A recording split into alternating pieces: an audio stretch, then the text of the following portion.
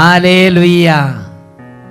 മത്തായിയുടെ സുവിശേഷം 28 അധ്യായം 20 തിരുലിഖിതം. ഞാൻ നിങ്ങളോട് കൽപ്പിച്ചവയെല്ലാം അനുസരിക്കാൻ അവരെ പഠിപ്പിക്കുവിൻ. യുഗാന്തം വരെ എന്നും ഞാൻ നിങ്ങളോട് കൂടെ ഉണ്ടായിരിക്കും എന്നരുളി ചെയ്ത രക്ഷിതാവായ യേശുക്രിസ്തുവിൻ്റെ ധന്യനാമത്തിൽ നിങ്ങൾക്കേവർക്കും കൃപയും സമാധാനവും. Praise the Lord. ഇന്ന് നാം ചിന്തിക്കുന്നത് നിത്യമായ രാജ്യം എന്ന വിഷയത്തെക്കുറിച്ചാണ്. ഹെബ്രായ ലേഖനം 13 അധ്യായം 14 തിരുലിഖിതം. എന്തെന്നാൽ ഇവിടെ നമുക്ക് നിലനിൽക്കുന്ന നഗരമില്ല, വരാനിരിക്കുന്ന ഒരു നഗരത്തെയാണല്ലോ നാം എല്ലാവരും നോക്കി പാർത്തിരിക്കുന്നത്. ലോകത്തിൻ്റെ നാനാഭാഗങ്ങളിൽ ഞാനും നിങ്ങളും ഓരോരോ കാര്യങ്ങളിൽ മുഴുകിയിരിക്കുകയാണ്. ലോത്തിൻ്റെ കാലത്തെന്നതുപോലെ അവർ തിന്നാനും കുടിക്കാനുമായി ഇരിക്കുകയും നൃത്തം ചെയ്യാനായി എഴുന്നേൽക്കുകയും ചെയ്തു എന്ന തിരുലിഖിത പ്രകാരം ഇന്ന് ലോകം മുഴുവൻ മനുഷ്യ മക്കൾ ഓരോ കാര്യങ്ങളിൽ മുഴുകിയിരിക്കുകയാണ്. അതിനിടയിലാണ് ഇതാ ദൈവത്തിൻ്റെ ആത്മാവ് സ്വർഗരാജ്യ ദൂതുകൾക്ക് വേണ്ടി ഈ മണിക്കൂറിൽ നമ്മെ ക്ഷണിച്ചിരിക്കുന്നത്. ഇത് ദൈവിക വിടുതലിൻ്റെ സമയം. 1-2 വ്യക്തികളുടെ അനുഭവം നിങ്ങളുടെ ശ്രദ്ധയിലേക്ക് കൊണ്ടുവരാം. ഞങ്ങൾ ഈ കത്ത് എഴുതുന്നത് തൃശ്ശൂർ അതിരൂപതയിലെ എൽത്തുരുത്ത് ഇടവകയിൽ നിന്നാണ്. ഞങ്ങളുടെ മകൻ ജോജി ഉന്നത വിദ്യാഭ്യാസം കോളേജിൽ നടത്തിക്കൊണ്ടിരിക്കുമ്പോൾ തന്നെ ജോലി ഓഫർ വന്ന് ജോലി സ്വീകരിച്ച് നൈജീരിയയിലേക്ക് പോവുകയും 2009 നവംബർ മാസത്തിൽ ചില പ്രത്യേക കാരണങ്ങളാൽ ജോലി ഉപേക്ഷിച്ച് തിരിച്ച് നാട്ടിലേക്ക് വരികയും ചെയ്തു. നാട്ടിൽ വന്നതിന് ശേഷം പല ഇൻ്റർവ്യൂകൾക്ക് പോയെങ്കിലും ജോലി ഒന്നും ലഭിച്ചില്ല. അങ്ങനെ കുടുംബം മുഴുവൻ സങ്കടത്തിലായിരുന്നു. ഏതാണ്ട് 1 വർഷത്തോളമായി ജോലി ലഭിക്കുന്നില്ല. ഞങ്ങൾ അങ്ങനെ ഇരിക്കുമ്പോഴാണ് ഞായറാഴ്ച തോറും 8:30 മണി മുതലുള്ള അഭിഷേകാഗ്നി പ്രോഗ്രാമിനെ കുറിച്ച് അറിയുന്നത്. അഭിഷേകാഗ്നി പ്രോഗ്രാമിൻ്റെ സമയത്ത് മകനെ സമർപ്പിച്ച് ജോലി സംബന്ധമായ തടസ്സങ്ങൾ യേശുവിൻ്റെ നാമത്തിൽ വിട്ടുമാറിപ്പോട്ടെ ഞങ്ങൾ പ്രാർത്ഥിച്ചു. അത്ഭുതമെന്ന് പറയട്ടെ, 2010 മെയ് മാസത്തിലെ 23-ാം തീയതിയിലെ അഭിഷേകാഗ്നിയിലും ജൂൺ മാസത്തിലെ ആദ്യത്തെ ഞായറാഴ്ചത്തെ അഭിഷേകാഗ്നിയിലും പ്രാർത്ഥിച്ചു. അതിൻ്റെ പരിണതഫലമായി ജൂൺ മാസത്തിൽ തന്നെ 23-ാം തീയതി പ്രാർത്ഥിച്ച് 2 ആഴ്ചയ്ക്കുള്ളിൽ 23-ാം തീയതി തന്നെ എൻ്റെ മകൻ ആഫ്രിക്കയിലെ ഐവറി കോസ്റ്റിൽ ഉന്നതമായ ഒരു ജോലിയിൽ പ്രവേശിക്കുകയും നല്ല ശമ്പളത്തോടെ ജോലി ചെയ്ത് ഇന്ന് കർത്താവിനെ മഹത്വപ്പെടുത്തുകയും ചെയ്യുന്നു. യേശു ക്രിസ്തുവിന് 1000 നന്ദിയും സ്തുതികളും അർപ്പിക്കുന്നു. ജോലി തടസ്സമുണ്ടായിരുന്ന ഒരു കുടുംബത്തിലെ ജോലി തടസ്സം വിട്ടുപോയതിനെക്കുറിച്ച് ആ കുടുംബം ഇന്ന് ഇതാ യേശുവിൻ്റെ നാമത്തിൽ സകല ജനങ്ങളെയും എഴുതി സാക്ഷ്യം അറിയിച്ചിരിക്കുകയാണ്. എന്നാൽ മറ്റൊരു വ്യക്തിയുടെ അനുഭവം. എൻ്റെ പേര് ആൻസി. ഞാനും ഭർത്താവും 10 മാസം പ്രായമുള്ള മകൻ ജെറോമും അയർലൻഡിലാണ് താമസിക്കുന്നത്. ഞാനിവിടെ നേഴ്സായി ജോലി ചെയ്യുന്നു. ദൈവം ഞങ്ങൾക്ക് നൽകിയിട്ടുള്ള അനുഗ്രഹങ്ങൾ വിവരിക്കാൻ ഈ പേപ്പർ മതിയാവുകയില്ല. ഞാൻ വളരെ അടുത്ത കാലത്താണ് സെഹിയോൻ വെബ്സൈറ്റ് കണ്ടുപിടിച്ചത്. 1 മാസം മുമ്പ് വരെ ഞാൻ ദൈവവചനം കേൾക്കാനും ദൈവത്തെ സ്തുതിക്കാനും അമേരിക്കയിലുള്ള ബെന്നിഹിൻ മിനിസ്ട്രീസിൻ്റെ വെബ്സൈറ്റാണ് ഉപയോഗിച്ചിരുന്നത്. അപ്പോഴൊക്കെ വേദനയോടെ ഞാൻ ഓർത്ത് വിഷമിച്ചിരുന്നൊരു കാര്യമുണ്ട്. എന്തുകൊണ്ട് നമ്മുടെ കത്തോലിക്ക സഭയിൽ മാത്രം പരിശുദ്ധാത്മാവ് നിറഞ്ഞ് സർവ്വ മനസ്സോടും സർവ്വശക്തിയോടും കൂടെ ശുശ്രൂഷ ചെയ്യുന്ന ശുശ്രൂഷകൾ ഉണ്ടാകുന്നില്ല, ആരാധനകൾ ഉണ്ടാകുന്നില്ല? അങ്ങനെ ഞാൻ വിഷമിച്ചിരിക്കുകയായിരുന്നു. കാരണം എൻ്റെ ഭർത്താവിന് ബെന്നിഹിൻ പറയുന്ന ഇംഗ്ലീഷ് മനസ്സിലാകുന്നില്ല. അതുകൊണ്ട് അങ്ങനെയുള്ള ശുശ്രൂഷകളോട് താല്പര്യവുമില്ല. അങ്ങനെ വേദനിച്ചിരിക്കുമ്പോഴാണ് സെഹിയോൻ വെബ്സൈറ്റ് പരിശുദ്ധാത്മാവ് കാണിച്ചു തന്നത്. ഇപ്പോൾ ഞാനും എൻ്റെ ഭർത്താവും ദിവസവും ഓൺലൈനിലൂടെ സെഹിയോൻ വെബ്സൈറ്റിൽ നിന്ന് അഭിഷേകാഗ്നി വചനം കേട്ട് ആനന്ദിച്ച് തുള്ളിച്ചാടുന്നു. ഞങ്ങളിപ്പോൾ ദിവസവും സന്ധ്യാപ്രാർത്ഥനയും സ്തുതിപ്പും ബൈബിൾ വായനയും മുടങ്ങാതെ നടത്തുന്നു. മാത്രമല്ല ചേട്ടൻ്റെ മദ്യപാനം അതോടുകൂടെ നിന്നുപോയി. അഹങ്കാരത്തിൻ്റെ ആ സ്വഭാവം മാറി. നല്ല സ്നേഹത്തിൻ്റെയും ഹൃദയത്തുറവിയുടെയും അഭിഷേകം കുടുംബത്തിലേക്ക് കർത്താവ് തന്നു. ഞങ്ങൾ ഓരോ ദിവസവും വെബ്സൈറ്റിലെ ഓൺലൈൻ വീഡിയോ കേട്ട് അഭിഷേകം പ്രാപിക്കുമ്പോൾ തൊഴുത്തിൽ നിന്ന് ഓടിയിറങ്ങി വരുന്ന പശുക്കിടാങ്ങളെ പോലെയാണ് തുള്ളിച്ചാടുന്നത്. കർത്താവിന് നന്ദിയും സ്തുതിയും അർപ്പിക്കുന്നു. അയർലൻഡിൽ നിന്ന് ആൻസിയും അതുപോലെ അദ്ദേഹത്തിൻ്റെ ഭർത്താവ് ജോജിയും അദ്ദേഹത്തിൻ്റെ കുഞ്ഞുമകൻ ജെറോം, ആ കുടുംബം മുഴുവൻ യേശുവിൽ ആനന്ദിക്കുന്ന ഒരു കുടുംബമായി ഇന്ന് വെബ്സൈറ്റിലൂടെ അഭിഷേകാഗ്നി പ്രോഗ്രാം കേട്ട് അവർ ഇന്ന് ആഹ്ലാദിക്കുകയാണ്. ഹല്ലേലൂയ. പ്രിയപ്പെട്ട സഹോദരങ്ങളെ, ഈ അഭിഷേകാഗ്നി പ്രോഗ്രാമിൻ്റെ സമയത്ത് എങ്ങനെയെങ്കിലും ശുശ്രൂഷയിൽ പങ്കെടുത്ത പോരാ. സർവ്വശക്തിയോടും സർവ്വ മനസ്സോടും സർവ്വ ഹൃദയത്തോടും കൂടെ മുഴുവൻ ശക്തിയോടും കൂടെ ഇതിൽ പങ്കുചേർന്ന് ആരാധിക്കുമ്പോൾ അവിടെ ആരാധനയുടെ ആത്മാവ്, അഭിഷേകത്തിൻ്റെ ശക്തി, ഉന്നതമുള്ള അഗ്നി അഭിഷേകം ദൈവം വർഷിക്കുന്നു. ഈ നിമിഷങ്ങളിൽ എഴുന്നേറ്റ് നിന്ന് ഉന്നതത്തിൽ നിന്ന് അത്ഭുതകരമായ അഭിഷേക ശക്തിക്ക് വേണ്ടി ദാഹിക്കാം. രണ്ട് കരങ്ങൾ സ്വർഗത്തിലേക്ക് ഉയർത്തി എല്ലാവരും സ്തുതിക്കട്ടെ. ഹല്ലേലൂയ, ഹല്ലേലൂയ, ഹല്ലേലൂയ. ഓ സ്വർഗീയ പിതാവേ, ഓ സ്വർഗീയ പിതാവേ, ഞങ്ങളുടെ അപ്പ, ഇപ്പോൾ സ്വർഗത്തിൽ നിന്നും വാഗ്ദാനം പോലെ പരിശുദ്ധാത്മാവിനെ അയക്കണമേ. ദൈവമേ, വാഗ്ദാനം ആത്മാവിനെ വർഷിക്കണമേ. ദൈവമേ, വാഗ്ദാനം ആത്മാവിനെ വർഷിക്കണമേ. കർത്താവേ, ദൈവമേ, വാഗ്ദാനം ആത്മാവിനെ വർഷിക്കണമേ. ഹല്ലേലൂയ, പിതാവേ, ഹല്ലേലൂയ. അഭിഷേകം ചെയ്യണമേ അപ്പ. ഒരാൾ പോലും നഷ്ടപ്പെട്ടു പോകരുത് പിതാവേ. ഹല്ലേലൂയ, ഹല്ലേലൂയ, ഹല്ലേലൂയ. സ്തോത്രമേ. ഹല്ലേലൂയ, പിതാവേ, ഹല്ലേലൂയ, പിതാവേ, ഹല്ലേലൂയ. വിശുദ്ധ ലിഖിതങ്ങളിലൂടെ അവിടുന്ന് ഞങ്ങളെ പഠിപ്പിച്ചു. മത്തായിയുടെ സുവിശേഷം 18-ാം അധ്യായം 14-ാം തിരുലിഖിതം, ഈ ചെറിയവരിൽ ഒരുവൻ പോലും നശിച്ചു പോകാൻ എൻ്റെ സ്വർഗസ്ഥനായ പിതാവ് ആഗ്രഹിക്കുന്നില്ല. ഓ ദൈവമേ, ഇന്ന് ഈ വചനം കേട്ടുകൊണ്ടിരിക്കുന്നവരിൽ ഒരുവൻ പോലും നശിച്ചു പോകാതിരിക്കാൻ തക്ക വിധം ഇപ്പോൾ ആത്മാവിനെ നിവേശിപ്പിക്കണമേ. ദൈവരാജ്യ ദൂതുകൾ കൊണ്ട് ഹൃദയം തുറക്കണമേ. തകർന്ന ഓരോ ഹൃദയങ്ങളെ ഉണർത്തണമേ. മടുത്തിരിക്കുന്ന ആത്മാക്കൾക്ക് പുതുജീവൻ നൽകണമേ. ഓ പരിശുദ്ധാത്മാവെ, സഹായിക്കണമേ. ഒരാളെ പോലും കൈവടിയരുതേ പരിശുദ്ധാത്മാവേ. ഹല്ലേലൂയ, ഹല്ലേലൂയ, ഹല്ലേലൂയ, ഹല്ലേലൂയ, ഹല്ലേലൂയ, ഹല്ലേലൂയ. യേശുവേ ആരാധന, യേശുവേ സ്തോത്രം.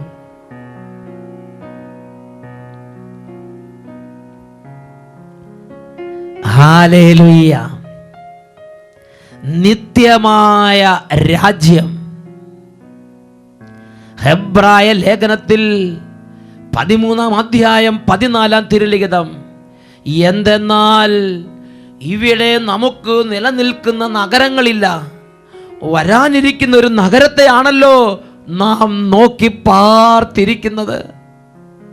ഇവിടെ നമുക്ക് നിത്യമായ കൂടാരങ്ങളില്ല, ഇവിടെ നമുക്ക് നിത്യമായ സമ്പാദ്യങ്ങളില്ല. ഇവിടെയുള്ളതെല്ലാം നശ്വരങ്ങളാണ്. ഇന്നല്ലെങ്കിൽ നാളെ ഇതെല്ലാം നശിക്കും. ഈ കെട്ടിടങ്ങളും ഈ എസ്റ്റേറ്റുകളും ഈ സമ്പാദ്യങ്ങളും സർവ്വതും സർവ്വതും സർവ്വതും ഇന്നല്ലെങ്കിൽ നാളെ നശിക്കും. എന്നാൽ ഒരിക്കലും നശിക്കാത്ത ഒരു കാര്യം ദൈവം നമ്മുടെ ഉള്ളിൽ നിക്ഷേപിച്ചിരിക്കുന്നു. യാക്കോബ് ശ്ലീഹായുടെ ലേഖനത്തിൽ 4-ാം അധ്യായത്തിൽ 5-ാം തിരുലിഖിതം, നമ്മിൽ നിക്ഷേപിച്ചിരിക്കുന്ന ആത്മാവിനെ ദൈവം അസൂയയോടെ അഭിലഷിക്കുന്നു എന്ന തിരുവെഴുത്ത് വൃഥ ആണെന്ന് നിങ്ങൾ വിചാരിക്കുന്നുവോ? ഇതാ നമ്മുടെ ദൈവമായ കർത്താവ് വിശുദ്ധ ലിഖിതങ്ങളോട് വെളിപ്പെടുത്തി തരികയാണ്. നമുക്ക് ശരീരം മാത്രമല്ല, നമ്മുടെ ഉള്ളിൽ ഒരു ആത്മാവിനെ ദൈവം നിക്ഷേപിച്ചിരിക്കുന്നു. ഇത് പരിശുദ്ധാത്മാവിനെ കുറിച്ചല്ല ഇവിടെ സംസാരിക്കുന്നത്. ഈ ശരീരത്തോടൊപ്പം തന്നെ ഈ ശരീരത്തിൻ്റെ കൂടെ നമുക്കൊരാത്മാവിനെയും ദൈവം തന്നിരിക്കുന്നു. ഈ ശരീരത്തിന് ജീവിതമുള്ളതുപോലെ ആത്മാവിനും ജീവിതമുണ്ട്. നമ്മുടെ ഈ ശരീരത്തിന് വിശപ്പുള്ളതുപോലെ ആത്മാവിന് വിശപ്പുണ്ട്. നമ്മുടെ ഈ ശരീരത്തിന് ദാഹമുള്ളതുപോലെ നമ്മുടെ ആത്മാവിന് ദാഹമുണ്ട്. നമ്മുടെ ശരീരത്തിന് വേദനയുള്ളതുപോലെ ആത്മാവിന് വേദനയുണ്ട്. വേറൊരു വാക്കി പറഞ്ഞാൽ, നമുക്ക് ശരീരത്തിൻ്റെ ജീവിതം മാത്രമല്ല, ആത്മാവിൻ്റെ ജീവിതം, രണ്ട് ജീവിതങ്ങൾ നമുക്കുണ്ട്. നാം ശരീരവും ആത്മാവും ചേർന്ന ഒരു ജീവിതമാണ് ഈ ഭൂമിയിൽ ജീവിച്ചു കൊണ്ടിരിക്കുന്നത്. ഹല്ലേലൂയ. യേശുവേ സ്തോത്രം, യേശുവേ നന്ദി. പ്രിയപ്പെട്ട സഹോദരങ്ങളെ, ഇത് മനസ്സിലാക്കാൻ വേണ്ടി ഞാൻ ചെറിയൊരു ഉദാഹരണം പറയാം. നമ്മളൊരു സ്വർണ്ണക്കടയിൽ പോവുക. ആ സ്വർണ്ണക്കടയിൽ നിന്ന് വിലപിടിപ്പുള്ള ഒരു രത്നമോ വൈഡൂര്യമോ എന്തെങ്കിലും വിലപിടിപ്പുള്ളൊരു കല്ലോ വാങ്ങിച്ചാൽ, ഒരു മാല വാങ്ങിച്ചാൽ, അവർ മനോഹരമായ നല്ല ഒരു ചെപ്പിൽ, നല്ലൊരു ബോക്സിൽ, അത് വെൽവെറ്റൊക്കെ വെച്ച് അതിമനോഹരമായ നല്ലൊരു ബോക്സിൽ അത് നമുക്ക് പൊതിഞ്ഞ് പാക്ക് ചെയ്ത് കയ്യിൽ തരും. ആ സ്വർണവുമായി അല്ലെങ്കിൽ ആ രത്നവുമായി ആ കല്ലുമായി നാം വീട്ടിലേക്ക് വരികയാണ്. നാം അത് ഏറ്റവും സുരക്ഷിതമായ സ്ഥലത്ത് അലമാരിയിൽ ഭദ്രമായി വെച്ച് പൂട്ടി നമ്മൾ ശ്രദ്ധയോടെ അതിനെ സൂക്ഷിക്കും. എന്നാൽ ഒരു കല്യാണമോ എന്തെങ്കിലും ഫംഗ്ഷനോ വരുമ്പോൾ ആ ചെപ്പ് തുറന്ന് ആ സ്വർണ്ണമാല എടുത്ത് കുടുംബത്തിലെ ചേട്ടത്തി ധരിച്ച് കല്യാണത്തിന് പോയെന്ന് വിചാരിക്കുക. പിന്നെ ആ ചെപ്പിൽ സ്വർണ്ണ ഇല്ല, ആ ചെപ്പിൽ വജ്രമാല ഇല്ല. അപ്പോൾ എന്തു ചെയ്യും? ആ ചെപ്പ് അവിടെ അടച്ചവിടെ വെക്കും. ഇപ്പോൾ ആ ചെപ്പിന് വലിയ സംരക്ഷണം കൊടുക്കേണ്ട കാര്യമില്ല. ഇപ്പോൾ ചെപ്പിന് വലിയ വിലയില്ല. അപ്പോൾ ആ ചെപ്പിന് വിലയുണ്ടാക്കിയ സംഗതി എന്താണ്? ആ ചെപ്പിൽ നിക്ഷേപിച്ചിരുന്ന വജ്രമാല. ആ വജ്രമാല അവിടെ നിന്ന് എടുത്തു മാറ്റിയപ്പോൾ ആ ചെപ്പിന് വിലയില്ലാതായി. അതുപോലെ ഈ ജീവിതത്തിൽ നമുക്ക് വിലയുണ്ടാക്കുന്ന ഘടകം ശരീരം എന്നതിനേക്കാൾ നമ്മുടെ ഉള്ളിൽ ദൈവം നിക്ഷേപിച്ചിരിക്കുന്ന ആത്മാവാണ്. നമ്മുടെ പേര് പോലും ശരീരത്തിനുള്ള പേരല്ല, ആത്മാവിനുള്ള പേരാണ്. ഉദാഹരണത്തിന്, നമ്മുടെ നാട്ടിൽ ഒരു ചേട്ടൻ മരിച്ചു എന്നിരിക്കട്ടെ. ഒരു ചാണ്ടി ചേട്ടനോ ചാക്കോ ചേട്ടനോ തോമസ് ചേട്ടനോ ഒരു ചേട്ടൻ മരിച്ചു എന്നിരിക്കട്ടെ. ആ ചേട്ടൻ മരിച്ചിട്ട് ആ ചേട്ടൻ്റെ ശവം, മൃതദേഹം വീട്ടിലേക്ക് കൊണ്ടുവരുമ്പോൾ ആളുകൾ എന്താ പറയണത്? ഇതാ ചാക്കോ ചേട്ടൻ വരുന്നു എന്ന് പറയുമോ? ഇതാ തോമസ് ചേട്ടൻ വരുന്നു എന്ന് പറയുമോ? ഇതാ ചാക്കോ ചേട്ടൻ്റെ മൃതദേഹം വരുന്നു എന്നല്ലേ പറയുന്നത്? അപ്പോൾ ഈ പേര് ആരുടെ പേരാ? നമ്മുടെ ഉള്ളിൽ ദൈവം നിക്ഷേപിച്ചിരിക്കുന്ന ആത്മാവാണ് നിത്യമായ ഘടകം. നമ്മുടെ പേര് നമ്മുടെ ആത്മാവിൻ്റെ പേരാണ്. ഹല്ലേലൂയ. യേശുവേ സ്തോത്രം, യേശുവേ നന്ദി. ഒരു വ്യക്തി വെള്ളത്തിൽ നീന്താൻ പോകുമ്പോൾ ഒരു തരത്തിലുള്ള ഡ്രസ്സ് ധരിക്കുന്നു, ബഹിരാകാശത്തേക്ക് പോകുമ്പോൾ മറ്റു തരത്തിലുള്ള ഡ്രസ്സ് ധരിക്കുന്നു, ചന്ദ്രനിലേക്ക് പോകുമ്പോൾ മൂന്നാമതൊരു തരത്തിലുള്ള ഡ്രസ്സ് ധരിക്കുന്നു, വേനൽക്കാലത്ത് ഒരു ഡ്രസ്സ് ധരിക്കുന്നു, മഴക്കാലത്ത് വേറൊരു ഡ്രസ്സ് ധരിക്കുന്നു. ഇതുപോലെ നമ്മുടെ ആത്മാവ് ഈ ഭൂമിയിലായിരിക്കുമ്പോൾ ഈ ആത്മാവിന് ഈ ഭൂമിയിൽ വ്യാപരിക്കാൻ വേണ്ടി ഈ ആത്മാവിന് ദൈവം കൊടുത്തിരിക്കുന്ന ഒരു കവറിംഗ് ആണ്, ഒരു ഡ്രസ്സാണ് നമ്മുടെ ഈ ശരീരം. ആത്മാവിനോടൊപ്പം ഈ ശരീരവും നിത്യഭാഗ്യം അനുഭവിക്കേണ്ടതാണ്. ഇത് ആത്മാവിനോട് ചേർത്ത് ദൈവം വെച്ചിരിക്കുകയാണ്. ദൈവമക്കളെ, നമുക്ക് ശരീരം മാത്രമല്ല ആത്മാവുണ്ട്. ആത്മാവാണ് ശരിക്കുമുള്ള വിലപ്പെട്ട സംഗതി. ആ ആത്മാവാകുന്ന വിലപ്പെട്ട സംഗതിയോട് ചേർത്ത് ആ ആത്മാവിൻ്റെ ഈ ലോകത്തിലെ വ്യാപാരം, ഈ ലോകത്തിലെ ഇടപെടലുകൾ സ്മൂത്താക്കാൻ വേണ്ടി ദൈവം ചേർത്ത് വെച്ചിരിക്കുന്ന ഘടകമാണ് ശരീരം. ശരീരത്തെക്കാൾ ഗൗരവമേറിയതാണ് അതിൻ്റെ ഉള്ളിൽ നിക്ഷേപിച്ചിരിക്കുന്ന ആത്മാവ്. ദേഹത്തെക്കാൾ വിലപ്പെട്ടതാണ് നമ്മുടെ ദേഹി. ഇന്നല്ലെങ്കിൽ നാളെ നാം മരിച്ചു കഴിയുമ്പോൾ പിതാവിൻ്റെ സന്നിധിയിൽ ഈ ആത്മാവാണ് നിത്യമായി ജീവിക്കുന്നത്. ഈ ആത്മാവിൻ്റെ നിത്യമായ രാജ്യമെന്ന് പറയുന്നത് ഈ ലോകമല്ല. ഈ ലോകം നമുക്കുള്ള താൽക്കാലിക വാസത്തിനുള്ള സ്ഥലം മാത്രമാണ്. 10, 50, 80, 100 വർഷത്തേക്ക് തങ്ങാൻ വേണ്ടിയുള്ള ഒരു ഇടത്താവളം മാത്രമാണ് ഈ ലോകമെന്നുള്ളത് എന്ന് ഞാനും നിങ്ങളും ഗ്രഹിക്കണം. പിന്നെ ഏതാണ് ഈ ആത്മാവിൻ്റെ നിത്യമായ രാജ്യം? ഈ ആത്മാവിൻ്റെ നിത്യമായ രാജ്യമാണ് സ്വർഗരാജ്യം. അവിടെയാണ് ഈ ആത്മാവ് നിത്യമായി ജീവിക്കുന്നത്. അവിടെ പിതാവിൻ്റെ സന്നിധിയിൽ സൂര്യനെ പോലെ വെട്ടിത്തിളങ്ങി എന്നെന്നും ജീവിക്കാനുള്ളതാണ് നമ്മുടെ ആത്മാവ്. മത്തായിയുടെ സുവിശേഷത്തിൽ 13-ാം അധ്യായത്തിൽ 41, 42, 43 വാക്യങ്ങളിൽ നമ്മുടെ രക്ഷിതാവ് യേശു ഈ കാര്യത്തെക്കുറിച്ച് പഠിപ്പിച്ചിട്ടുണ്ട്. മനുഷ്യപുത്രൻ തൻ്റെ ദൂതന്മാരയക്കുകയും അവർ അവൻ്റെ രാജ്യത്ത് നിന്ന് എല്ലാ പാപഹേതുക്കളെയും തിന്മ പ്രവർത്തിക്കുന്നവരെയും ഒരുമിച്ച് കൂട്ടി അഗ്നികുണ്ഡത്തിലേക്ക് എറിയുകയും ചെയ്യും. അവിടെ വലിയ വിലാപവും പല്ലുകടിയുമായിരിക്കും. അപ്പോൾ നീതിമാന്മാർ തങ്ങളുടെ പിതാവിൻ്റെ രാജ്യത്തിൽ സൂര്യനെ പോലെ പ്രശോഭിക്കും. കേൾക്കാൻ ചെവിയുള്ളവൻ കേൾക്കട്ടെ. ഇങ്ങനെയുള്ള പ്രബോധനങ്ങൾ യേശു നൽകുമ്പോൾ യേശു ഡെഫിനറ്റായി അണുവിട മയം കൂടാതെ വ്യക്തമായും സ്പഷ്ടമായും കൃത്യമായും ഈ കാര്യങ്ങൾ പ്രഖ്യാപിക്കുകയാണ്. മനസ്സുണ്ടെങ്കിൽ കേൾക്ക്, കേൾക്കാൻ ചെവിയുള്ളവൻ കേൾക്കട്ടെ. ഈ രീതിയിലാണ് യേശുവിൻ്റെ പ്രഖ്യാപനം. അപ്പോൾ നീതിമാന്മാർ തങ്ങളുടെ പിതാവിൻ്റെ രാജ്യത്തിൽ സൂര്യനെ പോലെ പ്രശോഭിക്കും. കേൾക്കാൻ ചെവിയുള്ളവൻ കേൾക്കട്ടെ. മത്തായിയുടെ സുവിശേഷം 13-ാം അധ്യായം 43-ാം തിരുലിഖിതം. നമുക്ക് നിത്യമായ ഒരു രാജ്യമുണ്ട്. അത് ഈ ലോകമല്ല, പിതാവിൻ്റെ സന്നിധിയിലുള്ള പിതാവിനോട് കൂടെയുള്ള ജീവിതമാണത്. അവിടെയാണ് നമ്മുടെ നിത്യമായ പൗരത്വം. ആ നാട്ടിൽ നമ്മളെ എത്തിച്ചേർക്കുന്നതിന് വേണ്ടിയാണ് യേശു ഈ ലോകത്തിൽ വന്ന് കുരിശിൽ പടഞ്ഞു മരിച്ചത്.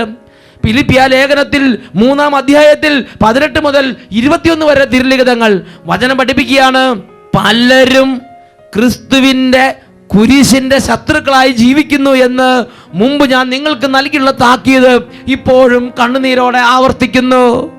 നാശമാണ് അവരുടെ അവസാനം, ഉദരമാണ് അവരുടെ ദൈവം. ലജ്ജാകരമായ കാര്യങ്ങളിൽ അവർ അഭിമാനം കൊള്ളുന്നു. ഭൗമികമായതും മാത്രം അവർ ചിന്തിക്കുന്നു. എന്നാൽ നമ്മുടെ പൗരത്വം സ്വർഗത്തിലാണ്. അവിടെ നിന്ന് ഒരു രക്ഷകനെ, വരാനിരിക്കുന്ന യേശു ക്രിസ്തുവിനെ നാം നോക്കി പാർത്തിരിക്കുന്നു. ദൈവവചനം സംശയരഹിതമായി പഠിപ്പിക്കുകയാണ്. നമ്മുടെ നിത്യമായ രാജ്യം സ്വർഗമാണ്, നമ്മുടെ പൗരത്വം സ്വർഗത്തിലാണ്. അവിടെ നിന്ന് ഒരു രക്ഷകനെ, വരാനിരിക്കുന്ന യേശു ക്രിസ്തുവിനെ നാം നോക്കി പാർത്തിരിക്കുന്നു. നമുക്ക് നിത്യമായ രാജ്യമുണ്ട്, നമുക്ക് ആ രാജ്യത്തിന് പൗരത്വമുണ്ട്. ഹല്ലേലൂയ, യേശുവേ സ്തോത്രം. നാം ആ രാജ്യത്തെക്കുറിച്ച് ചിന്തിക്കണം. ആ രാജ്യത്തിലേക്ക് നിക്ഷേപങ്ങൾ ഞാനും നിങ്ങളും കരുതണം. ഈ ഭൂമിയിൽ ഞാനും നിങ്ങളും ജീവിക്കുമ്പോൾ ഈ ആത്മാവിനെ നിത്യതയെ ലക്ഷ്യമാക്കി ജീവിക്കണം എന്നല്ലേ നമ്മുടെ രക്ഷിതാവായ യേശു പഠിപ്പിച്ചിരിക്കുന്നത്. ലൂക്കായുടെ സുവിശേഷത്തിൽ 12-ാമത്തെ അധ്യായം അതിൽ 33-ാമത്തെ തിരുലിഖിതം വചനം പഠിപ്പിക്കുകയാണ്. നിങ്ങളുടെ സമ്പത്ത് വിറ്റ് ദാനം ചെയ്യുവിൻ, പഴകിപ്പോകാത്ത പണസഞ്ചികൾ കരുതി വെക്കുവിൻ, ഒടുങ്ങാത്ത നിക്ഷേപം സ്വർഗത്തിൽ സംഭരിച്ചു വെക്കുവിൻ. അവിടെ കള്ളന്മാർ കടന്നു വരികയോ ചിതൽ നശിപ്പിക്കുകയോ ഇല്ല. അവിടെ കള്ളന്മാർ കടന്നു വരികയോ ചിതൽ നശിപ്പിക്കുകയോ ഇല്ല. ഒടുങ്ങാത്ത നിക്ഷേപം ഞാനും നിങ്ങൾ സ്വർഗത്തിൽ, ഈ ഭൂമിയിലെ ജീവിതകാലത്ത് സ്വർഗത്തിൽ നിക്ഷേപങ്ങൾ കൂട്ടിവെക്കണമെന്ന് നമ്മുടെ രക്ഷിതാവ് നമ്മളോട് കൽപ്പിച്ചിരിക്കുന്നു. ഇന്ന് ഞാനും നിങ്ങൾ ഈ വചനം ഗവനിക്കുന്നുണ്ടോ? ഇന്ന് സ്വർഗത്തിലേക്ക് നിക്ഷേപങ്ങൾ കരുതാൻ ഞാനും നിങ്ങൾ ഉത്സാഹിക്കുന്നുണ്ടോ? ഈ ഭൂമി വിട്ട് ഇന്നല്ലെങ്കിൽ നാളെ മരിക്കുമ്പോൾ എനിക്ക് നിത്യമായൊരു രാജ്യമുണ്ടെന്നും അവിടെ പിതാവിൻ്റെ സന്നിധിയിൽ സൂര്യനെ പോലെ പ്രശോഭിക്കേണ്ട ഒരാളാണ് ഞാനെന്നും അതിനുവേണ്ടി എൻ്റെ ആത്മാവ് കറയോ കളങ്കമോ ഇല്ലാത്ത വെടിപ്പോടുകൂടെ ഈ ഭൂമി ജീവിക്കണമെന്നും ഞാനും നിങ്ങൾ ചിന്തിക്കുന്നുണ്ടോ? ഇതിനെക്കുറിച്ച് ഞാനും നിങ്ങൾ പഠിപ്പിക്കുന്നുണ്ടോ? ഇതിനു വേണ്ടിയാണോ ഞാനും നിങ്ങൾ അധ്വാനിക്കുന്നത്? സ്വർഗരാജ്യത്തിൽ നിക്ഷേപങ്ങൾ കരുതാൻ ഞാനും നിങ്ങൾ എന്താണ് ചെയ്യേണ്ടത്? യോഹന്നാന്റെ 1-ാം ലേഖനത്തിൽ 5-ാം അധ്യായത്തിൽ 12-ാം തിരുലിഖിതം, ദൈവപുത്രനെ സ്വന്തമാക്കിയവൻ ജീവൻ സ്വന്തമാക്കിയിരിക്കുന്നു, ദൈവപുത്രനെ സ്വന്തമാക്കാത്തവന് ജീവനില്ല. ഈ ജീവിതകാലത്ത് ഞാനും നിങ്ങൾ യേശുവിനെ കുറിച്ച് കേട്ടോ? കർത്താവ് യേശു ക്രിസ്തുവിനെ കുരിശ് പറഞ്ഞതിനെ കുറിച്ച് അറിഞ്ഞ് യേശു ക്രിസ്തുവിന്റെ ഹൃദയത്തിൽ കർത്താവ് രക്ഷിതാവിനെ ആരാധിക്കുന്നുണ്ടോ? വീണ്ടും വചനം യോഹന്നാന്റെ സുവിശേഷം 17-ാം അധ്യായം 3-ാം വാക്യത്തിൽ പഠിപ്പിക്കുകയാണ്. ഏക സത്യ ദൈവമായ അങ്ങയെയും അവിടുന്ന് അയച്ച യേശു ക്രിസ്തുവിനെയും അറിയുക എന്നതാണ് നിത്യജീവൻ. എൻ്റെയും നിങ്ങളുടെയും സമയം അതിനു വേണ്ടി കൂടിയുള്ളതല്ലേ? എനിക്കും നിങ്ങൾക്ക് ദൈവം ഓരോ ദിവസം 24 മണിക്കൂർ തരുമ്പോൾ ഞാനും നിങ്ങളും ദൈവപുത്രനായ യേശു ക്രിസ്തുവിനെ കുറിച്ച് കേൾക്കണമെന്നും പിതാവിനെ അറിയണമെന്നും ദൈവപുത്രനായ യേശു ക്രിസ്തുവിനെ ആരാധിക്കണമെന്നും നിത്യതയിലേക്ക് പ്രവേശിക്കണമെന്നും നമ്മുടെ സ്നേഹ പിതാവ് ആഗ്രഹിക്കുന്നില്ലേ? യോഹന്നാന്റെ സുവിശേഷം 3-ാം അധ്യായം 36-ാം വാക്യം, പുത്രനെ വിശ്വസിക്കുന്നവൻ ആരോ അവന് നിത്യജീവനുണ്ട്, പുത്രനെ അനുസരിക്കാത്തവനോ ജീവൻ ദർശിക്കുകയില്ല, അവൻ ദൈവകോപത്തിലിരിക്കുന്നു. പ്രിയ മകനെ മകളെ, ഈ നിമിഷങ്ങൾ നമുക്ക് എഴുന്നേറ്റ് നിൽക്കാം, കണ്ണുകൾ അടയ്ക്കാം, 2 കരങ്ങളും തുറന്നു പിടിക്കാം. ഇതാ പിതാവായ ദൈവം എന്നെയും നിങ്ങളെയും തൊട്ട് വിളിക്കുകയാണ്. മകനെ മകളെ, ഈ ലോകം നിത്യമായ സ്ഥലമല്ല. ഇവിടെ കൂടി വന്നാൽ 80 അല്ലെങ്കിൽ 100, അതിനുശേഷം നിന്റെ പിതാവിൻ്റെ രാജ്യത്തിൽ നിനക്ക് നിത്യമായൊരു ജീവിതമുണ്ട്. ഒന്നുകിൽ നീ സ്വർഗത്തിൽ നിത്യമായ സന്തോഷം അനുഭവിക്കും, അല്ലെങ്കിൽ നീ നിത്യ നരകത്തിലേക്ക് നീ പതിക്കും. നിന്റെ പിതാവിൻ്റെ രാജ്യത്തിൽ സൂര്യനെ പോലെ പ്രശോഭിക്കാൻ നീ ആഗ്രഹിക്കുന്നുവോ? എങ്കിൽ നിന്റെ പാപം വിട്ടുപേക്ഷിച്ച് നീ യേശുക്രിസ്തുവിലേക്ക് വരിക. നീ യേശുവിലേക്ക് വരിക. നീ യേശുവിങ്കൽ വാ, നിൻ ഹൃദയത്തിലവനിടം താ, നിൻ ഹൃദയത്തിലവനിടം താ.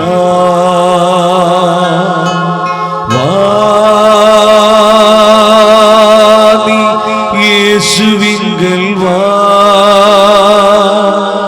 നിൻ ഹൃദയത്തിലവനിടം താ, നിൻ ഹൃദയത്തിലവനിടം താ. വരുമ്പോൾ നീ എന്തു കൊണ്ടുവന്നു, ഇനി പോകുമ്പോൾ നീ എന്തു കൊണ്ടുപോകും? പിതാവേ, വരുമ്പോൾ നീ എന്തു കൊണ്ടുവന്നു, ദൈവമേ, ഇനി പോകുമ്പോൾ നീ എന്തു കൊണ്ടുപോകും? ഇടപെടണമേ കർത്താവേ. എങ്ങനെ നീ ഈ ലോകത്തിൽ വന്നു, ഇനി എങ്ങനെ ഈ ലോകം വിട്ടു പോകും?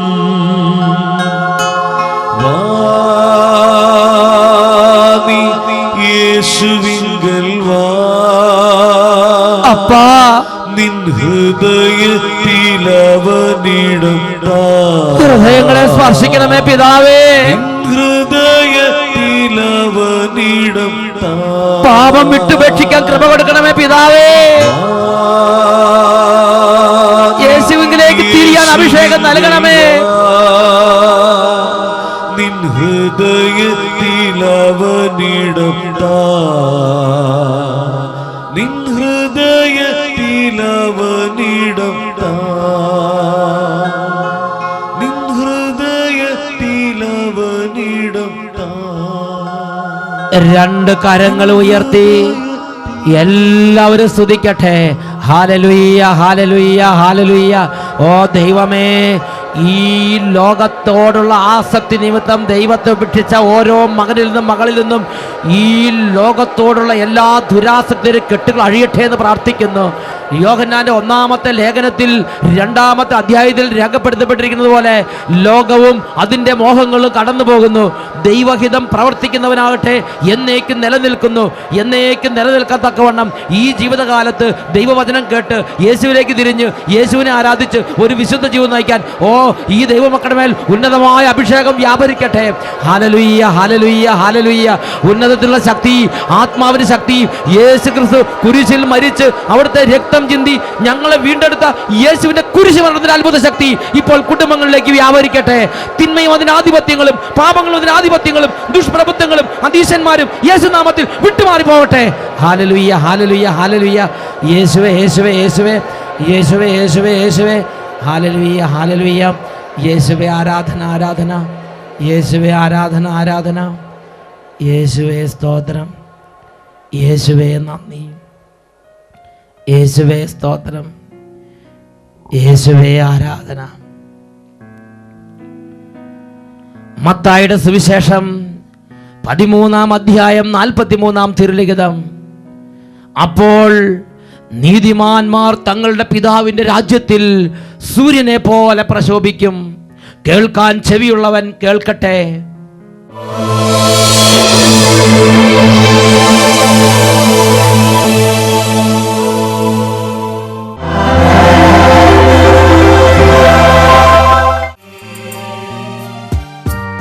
ഒരിക്കൽ നിത്യവിധിയാളനായി വാനമേഘങ്ങളിൽ എഴുന്നള്ളി വരുവാനിരിക്കുന്ന നമ്മുടെ രക്ഷിതാവ് യേശു ഇതാ ദിവ്യകാരുണ്യ രൂപനായി നമ്മുടെ മുമ്പിൽ. രണ്ട് കരങ്ങൾ യേശുവിലേക്ക് ഉയർത്തുക. മകനെ, മകളെ, നിന്റെ ഹൃദയ വ്യഥകൾ എന്തുമാകട്ടെ, കണ്ണുനീരോടുകൂടെ യേശുവിനെ നാമം വിളിക്കുക. ഹൃദയം നുറുങ്ങിയവർക്ക് കർത്താവ് സമീപസ്ഥനാണ്. മനം ഉരുകിയവരവിടുന്ന് രക്ഷിക്കുന്നു. ഹാലലുയ്യ, ഹാലലുയ്യ, ഹാലലുയ്യ. ഉന്നതത്തിൻ്റെ അത്ഭുത ശക്തി വ്യാപരിക്കട്ടെ. കുടുംബങ്ങളിലും സമൂഹങ്ങളിലും ഇപ്പോൾ അന്ധകാരങ്ങളും തകർച്ചകളും മാറി യേശുവിൻ നാമത്തിലുള്ള രക്ഷയുടെ അഭിഷേകം നിറയട്ടെ. പാപവും ലോകബന്ധനങ്ങൾ വിട്ടുമാറി നിത്യരക്ഷയുടെ അഭിഷേകം നിറയട്ടെ. ഹാലലുയ്യ, ഹാലലുയ്യ, ഹാലലുയ്യ. ദൈവമേ, പിതാവിൻ്റെ സ്നേഹത്തിൻ്റെ കരുണയുടെ അനുഭവം നിറയട്ടെ. ഹാലലുയ്യ, ഹാലലുയ്യ. പിതാവിൻ്റെ രാജ്യത്തിൽ നിത്യമായി പ്രശോഭിക്കാനുള്ള ദാഹം കൊണ്ട് നിറയട്ടെ. രോഗികൾ സൗഖ്യം പ്രാപിക്കട്ടെ. ഹാലലുയ്യ, ഹാലലുയ്യ, ഹാലലുയ്യ.